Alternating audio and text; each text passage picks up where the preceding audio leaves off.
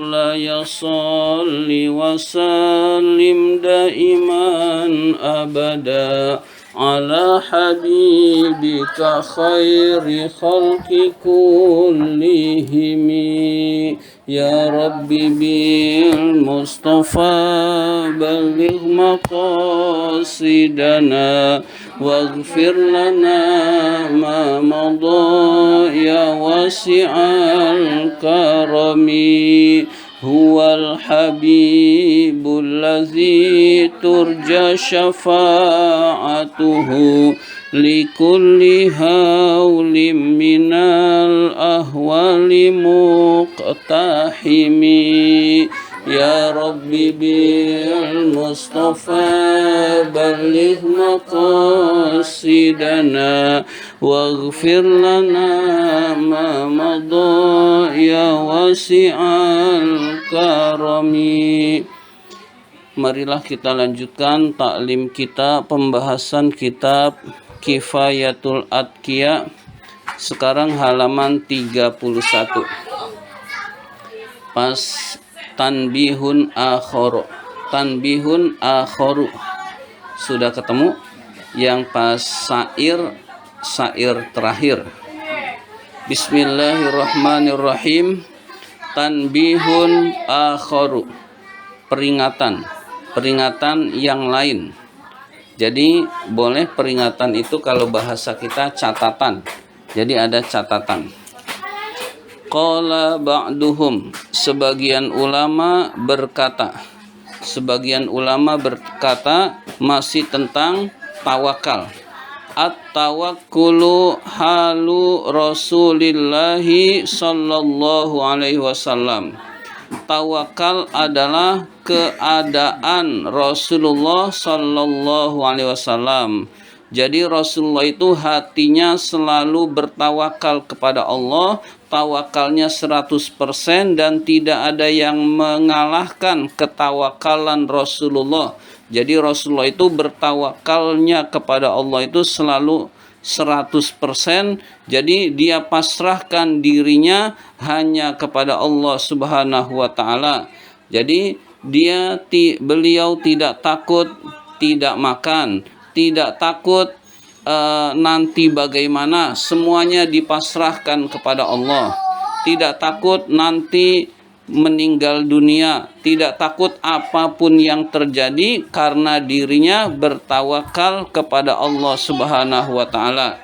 Tidak takut tidak mendapatkan rizki. Itulah keadaan hati Rasulullah sallallahu alaihi wasallam. Wal kasbu, mencari rizki itu sunnatuhu, sunnah Rasulullah, sunnahnya. Jadi hati Rasulullah bertawakalnya 100%. Tapi sunnah Rasulullah itu mencari rezeki. Mengapa Rasulullah perlu mencari rezeki? Rasulullah sebenarnya tidak perlu mencari rezeki. Tapi Rasulullah itu perlu untuk dicontoh oleh umatnya. Perlu dicontoh oleh orang lain. Orang lain itu tingkatannya tidak sama. Ada yang rendah, ada yang sedang, ada yang tinggi. Rasulullah itu dicontoh oleh seluruh kalangan, oleh seluruh lapisan, baik yang tingkat rendah sampai yang tingkat tinggi. Jadi meskipun Rasulullah itu ketawakalannya tidak ada yang mengalahkan, tetapi Rasulullah itu tetap berusaha mencari rizki karena Rasulullah itu dicontoh oleh umatnya, oleh yang lain. Nanti jangan sampai kita hati kita belum pasrah kepada Allah karena kita malas, lalu kita beralasan tawakal. Nah, itu tidak tepat. Yang betul adalah kita berusaha, usaha kita maksimal. Lalu setelah usaha maksimal, lalu kita pasrahkan urusan kita kepada Allah. Berhasil kita tidak sombong. Lalu gagal kita tidak kecewa dan tidak putus asa karena yakinnya kepada Allah Subhanahu wa taala. Faman do'ufa, maka barang siapa yang lemah, an halihi, dari keadaan Rasulullah, fal yasluk, maka menempuhlah sunnatahu, sunnah Rasulullah sallallahu alaihi wasallam. Jadi barang siapa yang lemah meniru keadaan Rasul. Waalaikumsalam, silahkan. Iya, nggak apa-apa.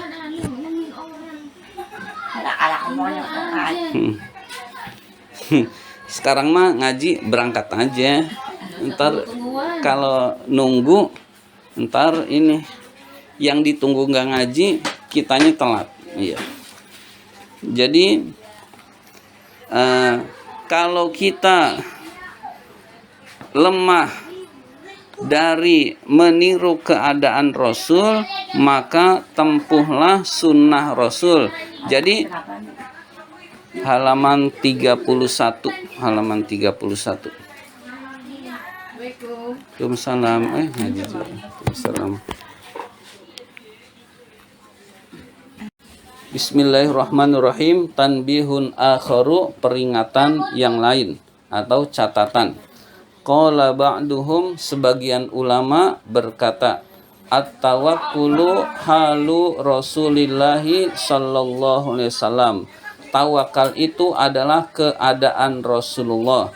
Jadi Rasulullah itu hatinya selalu bertawakal kepada Allah. Hatinya selalu memasrahkan diri kepada Allah Subhanahu wa taala. Wal kasbu, usaha itu sunnatuhu, sunnahnya Rasulullah. Jadi meskipun Rasulullah itu bertawakalnya 100%, Rasulullah itu tetap usaha, tetap berusaha. Ketika Rasulullah berperang di jalan Allah, Rasulullah itu tidak asal-asalan. Rasulullah itu tidak asal-asalan. Ya, nyawa ini urusan Allah. Kalau mati juga syahid, kalau mati juga di jalan Allah, lalu berperangnya asal-asalan, itu tidak. Tetapi Rasulullah itu bersungguh-sungguh ketika berperang. Persiapannya maksimal, pakai baju besi, lalu bawa pedang, lalu bawa peralatan perang, lalu untuk berperang di jalan Allah. Jadi meskipun tawakal, tetapi usaha itu maksimal, Contohnya di dalam perang Badar, Rasulullah itu tahu akan ada pasukan yang menyerang kota Madinah.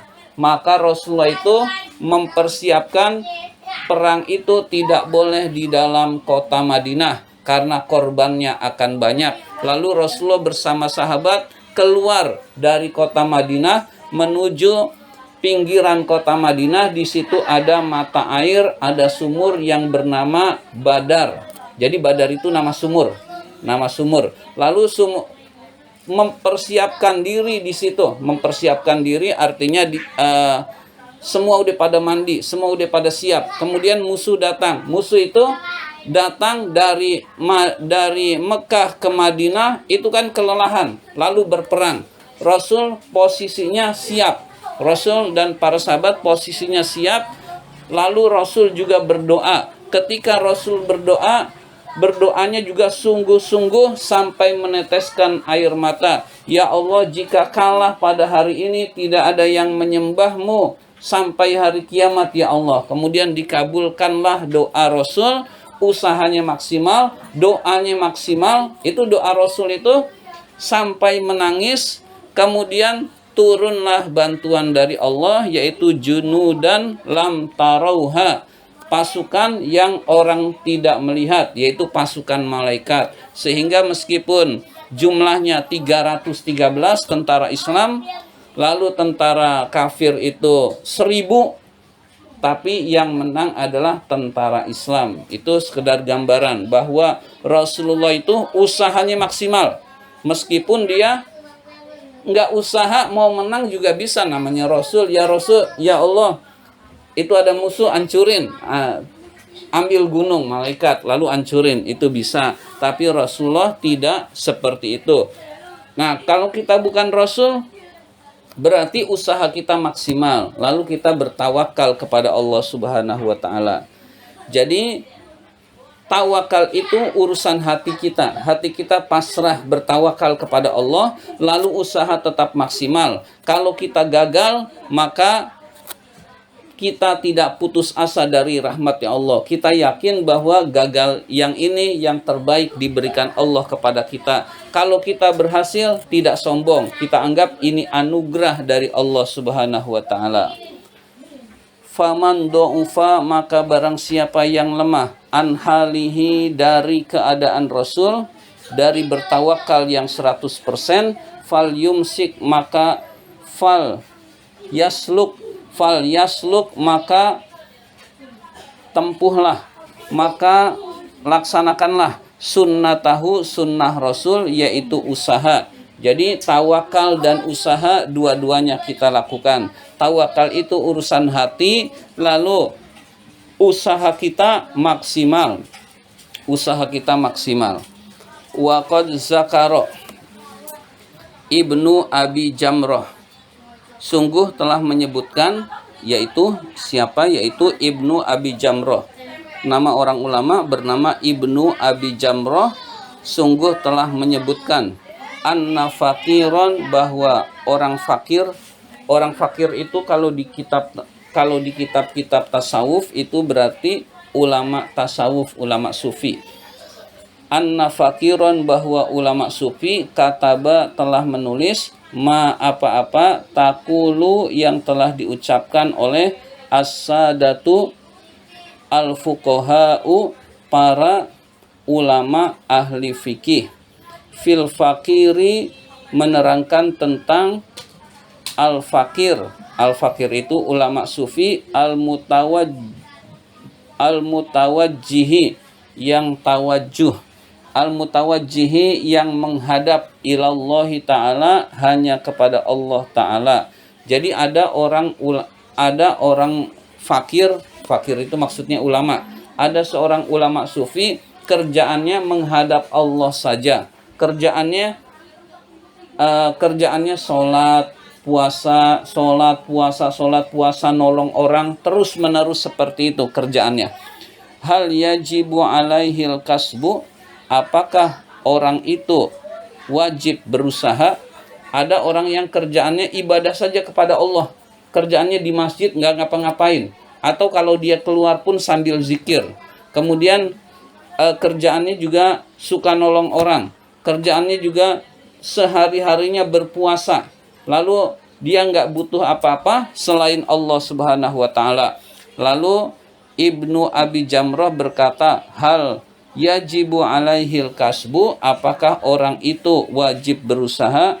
Fa'ajaba, maka dijawab, man nawwarallahu, barang siapa yang Allah beri cahaya, basirotahu, basirohnya, hatinya, hati yang paling dalamnya Allah beri cahaya, in kana tawajjuhuhu, jika ibadahnya kepada Allah daiman, terus menerus, la fatrota, tidak ada waktu sedikit pun, fihi, bagi orang tersebut, ingat Allahnya terus menerus, fal kasbu, maka berusaha mencari rizki, alaihi, bagi orang tersebut, haramun, adalah haram.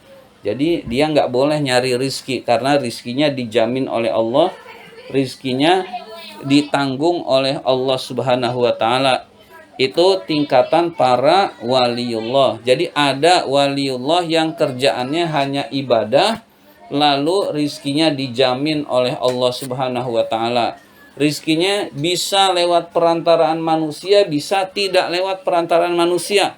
Ya, contohnya kayak contoh mudahnya seperti Wali Songo. Wali Songo itu Sunan Kalijaga, dia macul sedikit, ada emas, batu jadi emas, bisa jadi emas. Jadi udah, kemudian ada buah pohon nggak berbuah, dia jadiin berbuah buat makan diri sendiri, bisa. Lalu ngapain usaha? Maka orang yang seperti itu tidak perlu usaha. Nah, kita bukan makom seperti itu. Ya, dosa kita numpuk. Kita makom seperti itu jauh. Jadi kita tetap kondisinya kita berusaha. Jadi orang yang seperti itu, misalkan lagi kekeringan, dia tusuk batu, nusuknya bukan pakai palu, pakai jari, bisa keluar air. Nah, jadi orang yang seperti itu ada di dunia ini, itu ada, itu waliullah seperti itu ada. Nah, orang seperti itu haram nyari rezeki karena sudah dijamin oleh Allah Subhanahu wa taala. Dan orang tersebut tidak, di sini dijelaskan ingat Allahnya itu 100%. Jadi hatinya nggak pernah lepas dari Allah Subhanahu wa taala. Kita kadang-kadang zikir, lalu waktu zikir kita lupa, ingat urusan lain, lalu kita kembaliin lagi zikir kita, lalu kita udah sungguh-sungguh keingetan urusan lain lagi. Nah, itu kita lagi zikir saja kita sering keingetan urusan-urusan dunia. Nah, ada orang-orang tertentu yang benar-benar urusan dunia itu sudah tidak dimiliki. Jadi urusannya akhirat, urusannya Allah. Kalaupun dia seolah-olah kerja dunia, itu dia ingat Allah, dia sedang ibadah, dia sedang berdakwah dan seterusnya. Nah, orang seperti itu, ada orang yang tidak boleh mencari dunia, atau al-kasbu, mencari dunia itu haram bagi orang tersebut.